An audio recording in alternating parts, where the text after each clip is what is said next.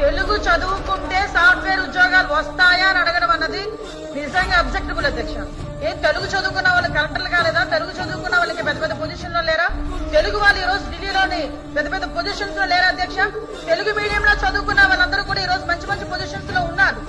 తెలుగు చదువుకుంటే సాఫ్ట్వేర్ ఉద్యోగాలు రావు అన్న పదాన్ని అది విత్డ్రా చేసుకోవాలి అధ్యక్ష. లోకేష్ బాబు ఏం చదివాడో చెప్తా. Carnegie university USA, United States of America 53rd world ranking ఉండే university.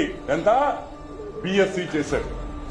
53rd ranking world ranking లో ఉండే యూనివర్సిటీలో పాస్ అయ్యాడు. అక్కడి నుంచి Stanford graduate school of business, ఇది Stanford graduate school of business లో నంబర్ 3 ఇన్ ద వరల్డ్.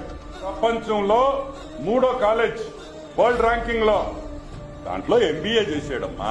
మన పేద పిల్లలు మాత్రం ఇంగ్లీష్ బడులకు పోకూడదు, పోతే తెలుగు భాష ఏమైపోతుంది అని అంటారు. కానీ వాళ్ళ పిల్లలు, వాళ్ళ మనవళ్ళు మనవరాలు మాత్రం పోవాల్సింది ఇంగ్లీష్ మీడియం బడులకే.